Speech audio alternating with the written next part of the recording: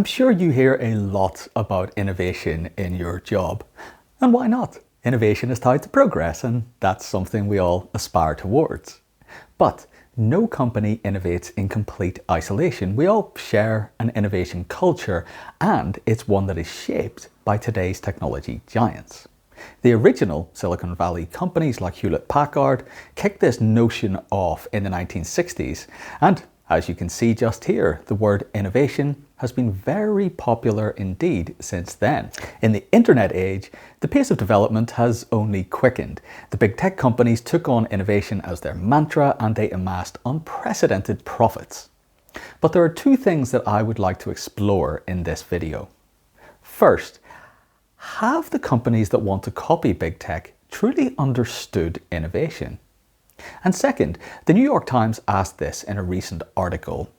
Are today's big tech superstars successful and popular because they're the best at what they do, or because they become so powerful that they can coast on past successes? First, I would say the hype around innovation has clouded our understanding and removed precision from the definition. All too often, we are left with what we could call innovation theatre. We all know what this creative culture is supposed to look like. The psychological safety to experiment, the flat management structures, and of course, the beanbag chairs. Few look beneath the surface to see what really drives innovation.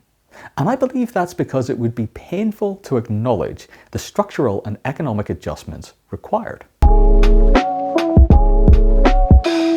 According to The Economist, there is now a 40% overlap in the sales areas of the MAMA, as I'm calling them, Meta, Apple, Amazon, Microsoft, Alphabet companies. Essentially, their cores are starting to encroach on each other, where before they had distinct spheres of operation. So, what comes next?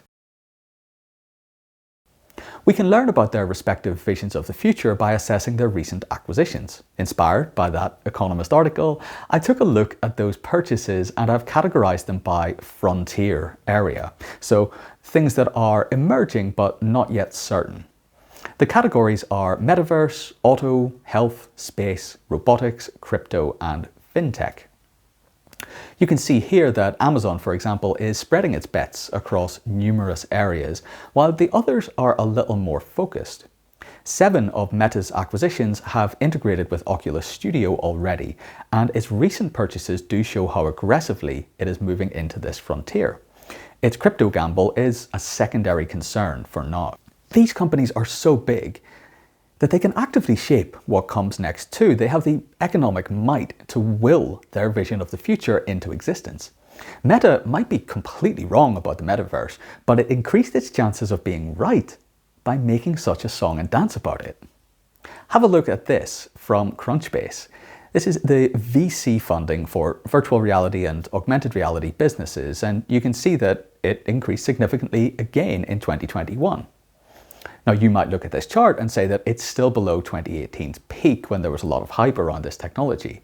But bear this in mind, 7 of the top 10 deals in 2021 closed after Meta's name change. And if you need reminding, they only changed their name in November.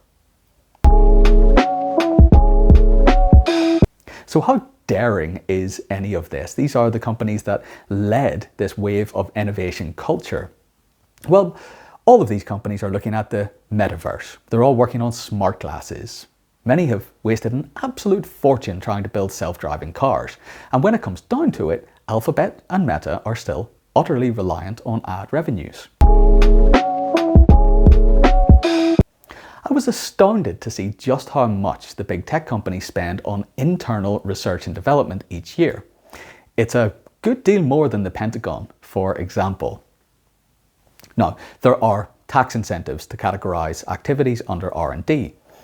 Amazon puts all of its originals programming in there, for example, so I'll leave you to decide whether that's a good use of that budget or not. As a percentage of sales, however, these companies are increasing their investments in research each year.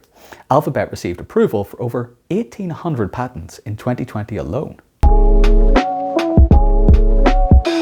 So, To conclude, while we are led to believe that disruption is at an all-time high, the world's largest corporations are actually keen to keep the pecking order as it is. It's serving them pretty well after all.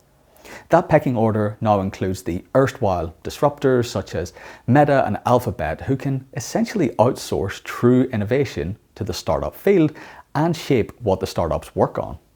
For all of their multi-billion-dollar investments in the metaverse and spaceships, one does have to wonder if the big tech corporations have lost sight of the true customer challenges that they aim to address.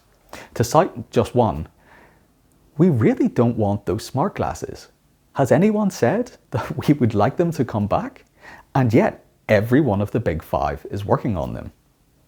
So to solve the real problems of the next frontier, these companies will need to embrace a much broader set of perspectives, and they'll have to re-embrace a sense of risk. As it stands, they are shaping what comes next for all of us without even being sure of it themselves.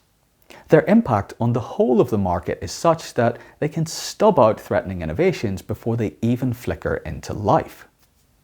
And with that, sign up for a little bit more of this sort of thing on High Tech.